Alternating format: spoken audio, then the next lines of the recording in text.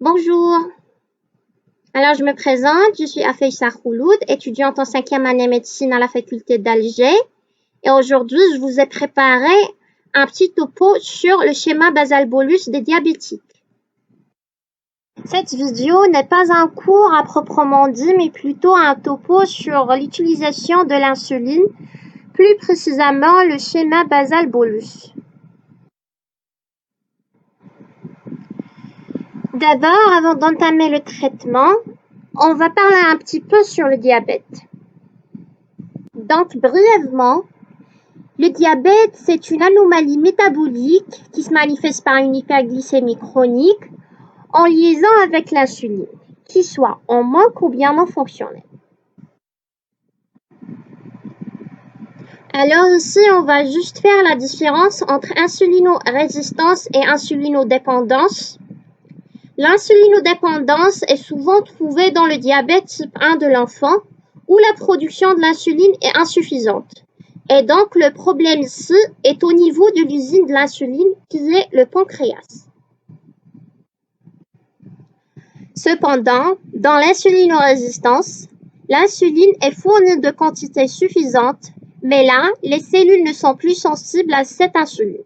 C'est comme si ces dernières se révoltent contre cette petite protéine et changent leur vachette, et donc l'insuline ne pourra plus faire passer le glucose à l'intérieur de ces dernières.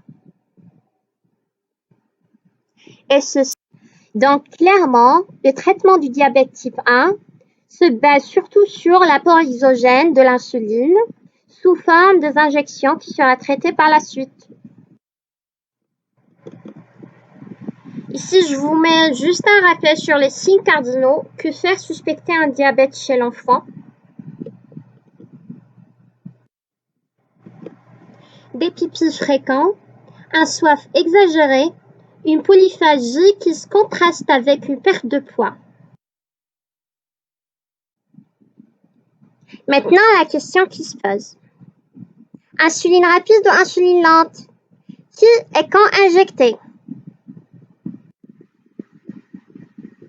On commence avec de l'insuline rapide. Donc, on prend notre glycémie capillaire, on ajuste la dose de l'insuline nécessaire pour l'injection, on injecte en sous-cutané, puis on prend notre repas. Et ça que ce soit petit déjeuner, déjeuner, goûter ou bien dîner. C'est comprend que l'injection se fait avant de manger. Cela pour permettre à l'insuline rapide de s'activer le temps que le glucose sera absorbé au niveau de l'intestin. Sûrement vous avez compris maintenant que l'injection de l'insuline rapide va remplacer les sécrétions bolus de pancréas. On passe à l'insuline lente. Lente parce qu'elle va couvrir durant 18 heures voire 24 heures et va remplacer la sécrétion basale du pancréas. L'injection va se faire avant de dormir, aux environs de 22 heures, en addition des injections de l'insuline rapide durant la journée.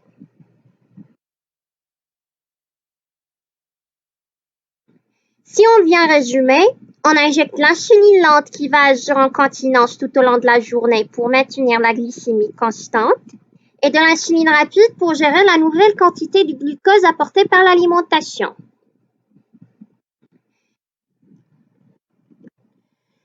On arrive maintenant à la partie calcul. Ça nécessite un peu de concentration. Alors, amenez vos calculatrices, une feuille et un stylo et suivez-moi.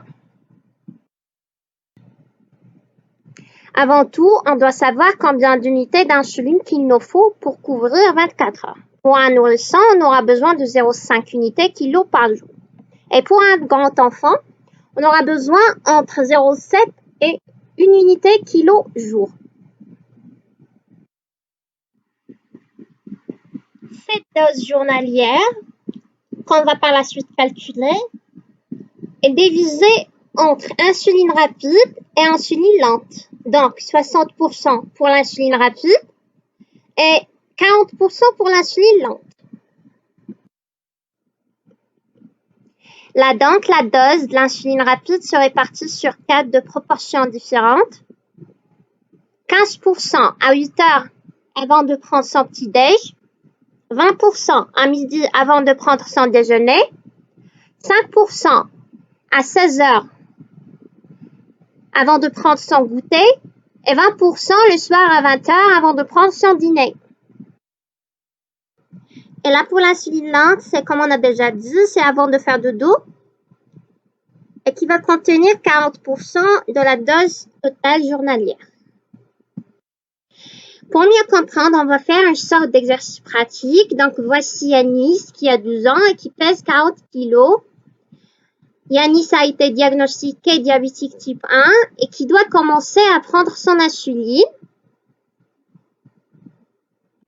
Comme sa mamie a oublié ce qu'il lui a dit le pédiatre diabéto, on doit l'aider à se rappeler des étapes du calcul. Allez-y, on calcule la dose journalière de Yanis. Yanis a 4 ans et donc on le considère comme grand enfant. Et donc sa dose journalière sera en moyenne de 0,8 unités kilo-jour. On la multiplie par le poids et donc soit 32 unités.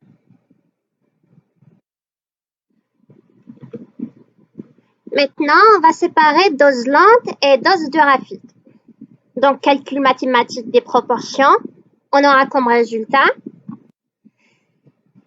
D'abord, la lente, on calcule 40% de 32 qui est égal à 12,8, soit 13 unités. Puis la rapide, 60% de 32 qui est égal à 19,2 unités. Qui sera divisé le matin 15% de la dose journalière qui est égale à 4,8 unités, soit 5. Le déjeuner 20% qui est égal à 6,4 unités, soit 7. Le goûter 5% qui est égal à 1,6 unités, soit 2.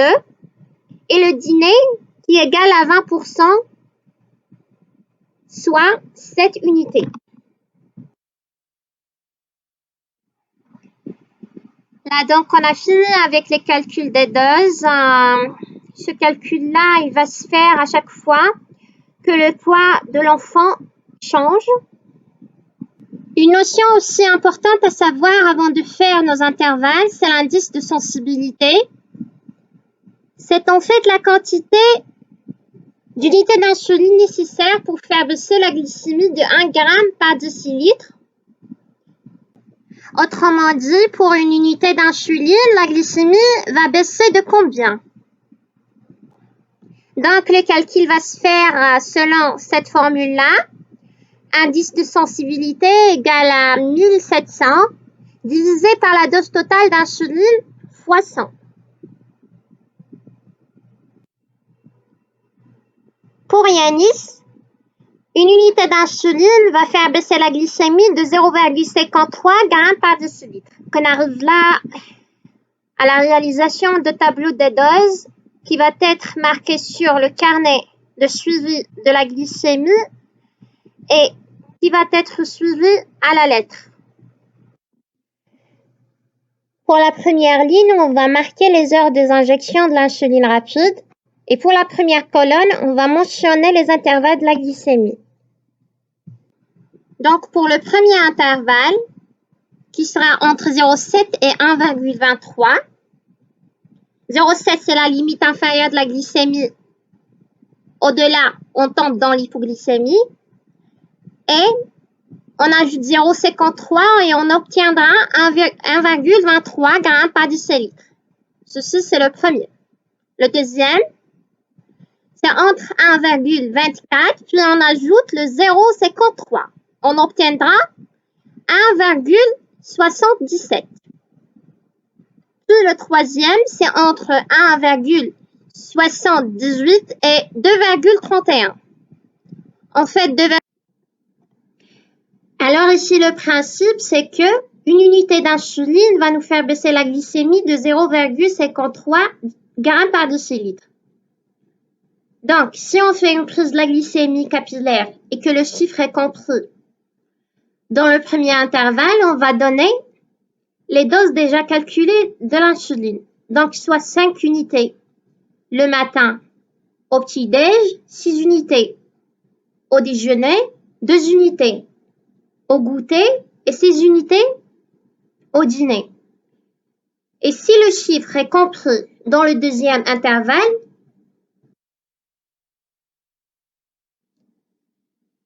ici on va rajouter une unité pour chaque prise. Donc, soit 6 unités au petit déjeuner, 7 unités au déjeuner, 3 unités au goûter et 7 unités au dîner.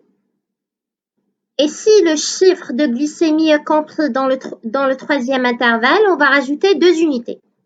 Donc, 7 unités le matin au petit-déj, 8 unités au déjeuner, 7 unités au goûter et 8 unités au dîner. Voilà en bref comment calculer les doses pour un enfant diabétique. Je voulais juste parler sur l'hypoglycémie. C'est le cas où la glycémie capillaire est inférieure à 0,7 g par décilitre, aussi reconnu par ces signes cliniques chez l'enfant, tels que l'agitation, les sueurs, les palpitations, la polyphagie, l'angoisse, la colère.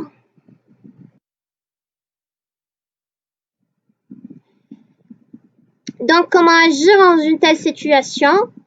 On va faire un resucrage rapide. On va prendre un cube de sucre pour chaque 20 kg de poids de l'enfant, puis on va lui donner des sucres lents. Donc, pour un enfant qui pèse 40 kg, clairement, on va donner 2 cubes. Pour un enfant qui pèse 10 kg, on va donner une moitié.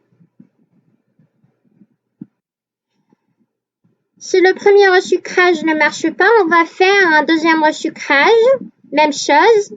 Et si ça ne marche pas, une injection de glucagon qui s'impose rapidement. Sinon, une perfusion de 10 cc de sérum glucosé 30%.